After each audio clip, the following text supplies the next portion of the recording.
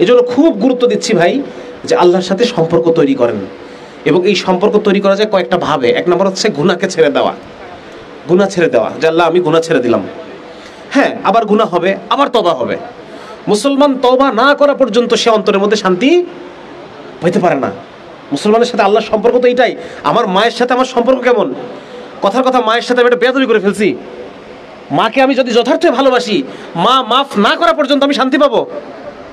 আমি ছোটবেলাটা কাজ করতাম, ছোটবেলায় বুঝতাম না, প্রায় মায়ের সাথে মারামারি হয়ে যেত, মানে যখন অনেক ছোট, 3তে পড়ি 2তে পড়ি।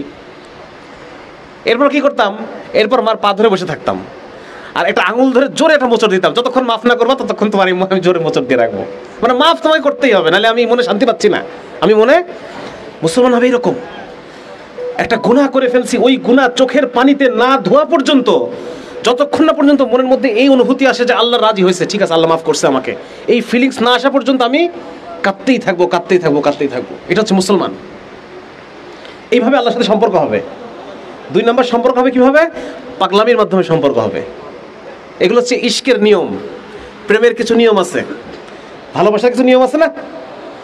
হ্যাঁ, দুনিয়ার যারা আশেক তারা কি করে, কত উল্টাপাল্টা করে, কত ভাবে পটানোর চেষ্টা করে। এরকম ইশকের কিছু কমন নিয়ম আছে। আল্লাহ রাব্বুল আলামিনকে পাওয়ার জন্য পাগলামি দেখাইতে হয়। আল্লাহ আমি আপনার জন্য পাগল। শুনবেন, ঘটনা বলবো। মানে নর্মাল চোখে মনে হবে যে এটা তো দরকার ছিল না, এটা তো দরকার নাই, বেশি বেশি করতেছে, তাই না? এরকম মনে হবে, কিন্তু ওইটাই পাগলামি, ওটাই আল্লাহকে দেখাইতে হবে। আম্মা জান আয়েশা রাদিয়াল্লাহু তাআলা আনহা একবার রূপার টাকা, আপনাদের খারাপ লাগতেছে? মানে অন্য আলোচনা করতেছি, সবাই মানে জজবার আলোচনা ভালো লাগে সবার, কিন্তু এই আলোচনা ভালো লাগে না, ঘুম আসে নাকি? এই আলোচনা শুনলে ঘুম পায়। হ্যাঁ,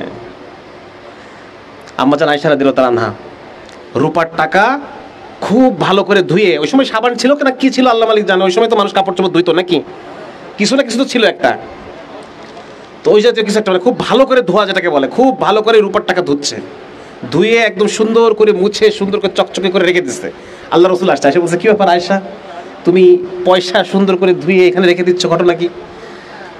বলি ইয়া রাসূলুল্লাহ, টাকাগুলো ময়লা ছিল, আর আপনি মসজিদের মিম্বরে হাদিস বলতেছিলেন, তখন আমি আপনার মুখ থেকে হাদিস শুনছি যে বান্দা যখন সাদাকা করে আল্লাহ রাব্বুল আলামিন তার ডান হাতে গ্রহণ করেন, আর আমি ময়লা টাকা কিভাবে আল্লাহকে দেব? বুঝা গেছে? তো এরকম কিছু কিছু জিনিস আল্লাহকে দেখাইতে হয় যে আল্লাহ আমি তোমার জন্য পাগল। এটার দ্বারা কি হয়? সম্পর্ক হয় আল্লাহর সাথে। 2 নম্বর সম্পর্ক হয় যার কাছে সম্পর্ক করতে চাই তার সাথে যত বেশি কথা বলবো তত বেশি সম্পর্ক হবে, নাকি? দূরে দূরে থাকলে সম্পর্ক হবে? যত বেশি কথা বলবেন তত সম্পর্ক হবে। এজন্য আল্লাহর সাথে বেশি বেশি কথা বলতে হবে। আমাদের এক মুরব্বি বলতেছিলেন, আমরা যখন আল্লাহর সাথে দোয়া করি, দোয়া করতে গিয়ে আমরা এমনভাবে যে দোকানে আসছি, হোটেলে ঢুকে ওয়েটার এই মুরগি ভাত, হ্যাঁ কাচ্চি বিরিয়ানি দিয়ে যাও, এগুলা আমরা ওইরকম আল্লাহ কাছে, আল্লাহ এ লাগবে ও লাগবে তা লাগবে এগুলো লাগবে, হ্যাঁ আমার পড়াশোনা ভালো করে দাও, আমার নেক বিবি দান করো, সুন্দরী এই বিবি দান করো, এই সেই আল্লাহকে আমরা অর্ডার করি নাকি? দোয়ায় বসে আল্লাহকে অর্ডার দেই, এভাবে হবে না। উনি বলতেন যে ভাই দোয়ায় বসো এবং আল্লাহ সে বাতে করো, আল্লাহর সাথে কথা বলো, আল্লাহর সাথে কথা বলো। বাবা মার সাথে কথা বলি না, বন্ধুর সাথে কথা বলি না, কথা বলি তো, সেরকম আল্লাহর সাথে কথা বলতে হবে। একবারে মনোজাতটা ধরে বলবো যে আল্লাহ আপনি তো জানেনই আমি এই সমস্যার মধ্যে আছি, এখন কি করবো আপনি আমাকে একটু বলে দেন। হ্যাঁ, ইনাহে বিনাহে যতভাবে বলা সম্ভব এভাবে বলতে হবে আল্লাহ। এবং একটা হাদিস আছে খুব সুন্দর, আল্লাহর সাথে কিভাবে কথা বলতে হয়। আল্লাহর সাথে কথা বলার ক্ষেত্রে কোনো আদব নাই, এটা একটা মজার জিনিস। আল্লাহকে তুই করে বলা যায়, যা ইচ্ছা তাই বলা যায়। রাসূলের একটা হাদিসে আছে, আল্লাহ রাসূল সাল্লাল্লাহু আলাইহি ওয়াসাল্লাম বলেন যে কোনো বান্দা যখন তওবা করে তখন আল্লাহ কেমন খুশি হন। সাহাবীদেরকে জিজ্ঞেস করতেছেন, বান্দা যখন তওবা করে আল্লাহ কেমন খুশি হন? তো বলতেছেন যে উনি উদাহরণ দিচ্ছেন, ধরো এক লোক বিরাট মরুভূমির মধ্যে, কেউ নাই, মানে দূর দূর পর্যন্ত কোনো জনপদ নাই, এই মরুভূমির মধ্যে এই লোকের হঠাৎ করে উটটা হারাই গেছে। তার মানে কি? সে এখন এখানে মরতে হবে, তার উট হারাই গেছে মানে সে আর কোনোখানে ফিরতে পারবে না। তো এইরকম অবস্থায় এই লোক বসে কাঁদতেছে আর মৃত্যুর জন্য অপেক্ষা করতেছে।